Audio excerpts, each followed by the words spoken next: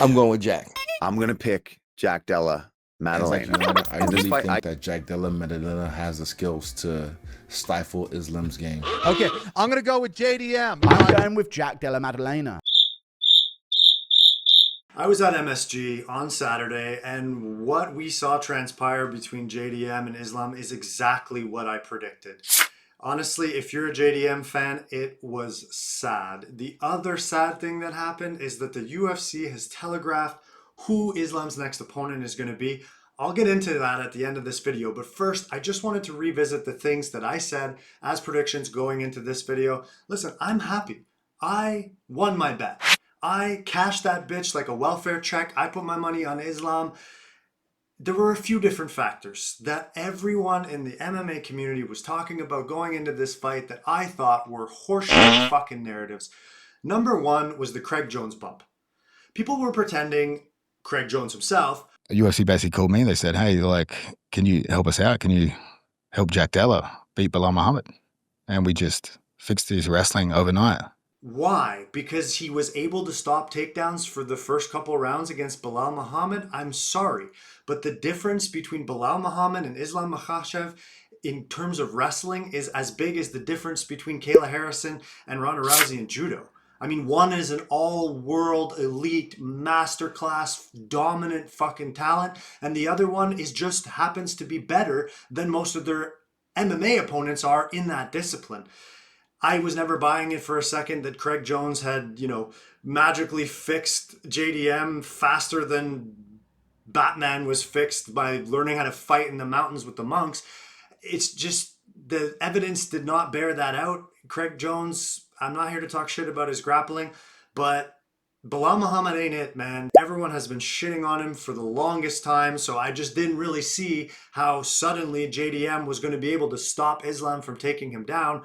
I mean, the other part of that is that everyone kept saying that, oh, the move up to welterweight, the move up to welterweight. Islam, how is he going to handle the size? JDM is an average size welterweight. He's not fucking Michael Morales, okay? Islam, it was always big for lightweight division. He had notoriously bad weight cuts. You spent, so many years at 155, and we could always see how much those weight cuts were affecting you. We saw that. He had clearly had no problem with the size. Now, if he fights Michael Morales, that's a whole different story. Shocker, we're going to get to it at the end of this video, but he's not fighting Michael Morales. The last thing that everyone kept repeating ad nauseum is that JDM was the better striker and Islam was going to have a hard time standing and banging with him.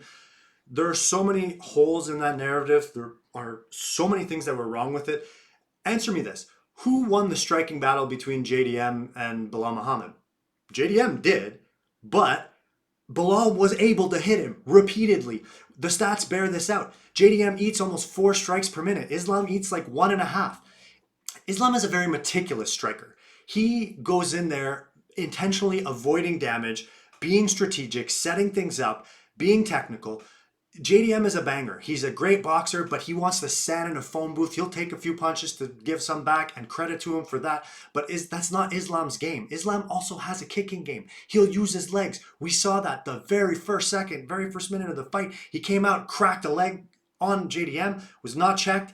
He was intentionally trying to take away from his base, giving him more to think about, which was another huge factor. JDM had to worry about so many different levels against Islam. Islam had one thing to worry about with JDM, that was the striking. So yeah, coming into this fight, I didn't believe the Craig Jones hype. I didn't believe that Bilal Muhammad versus JDM was any indication of how we were going to see him handle takedowns against Islam. I did not believe that Islam was going to have a hard time moving up in weight. And I especially did not believe that, JDM's striking was going to overwhelm Islam.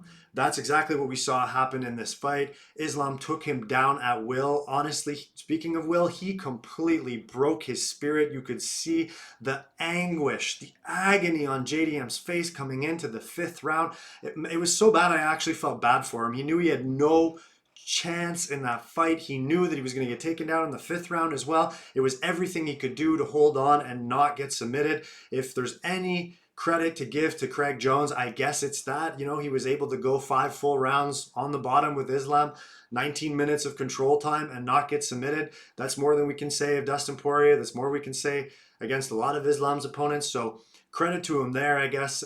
We all saw the fight. It's fresh in everyone's mind. But you cannot deny that he's the greatest welterweight of all time. Ooh, you put you.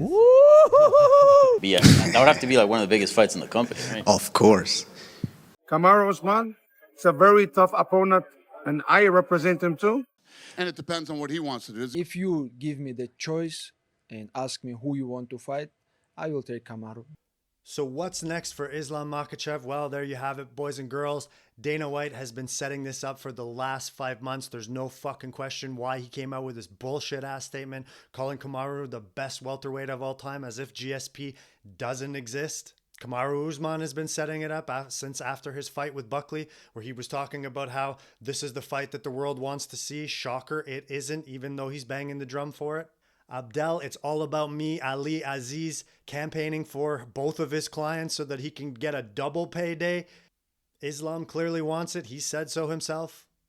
It's not the fight that we deserve, but it is the fight that we will get. There are other people in the division. Bilal Muhammad, clearly not going to happen. Sean Brady, they set my boy up to get knocked out of the way by Michael Morales. Ian Machado Gary deserves it more, especially if he beats Bilal. Shavkat deserves it more, even though we haven't seen him in however long.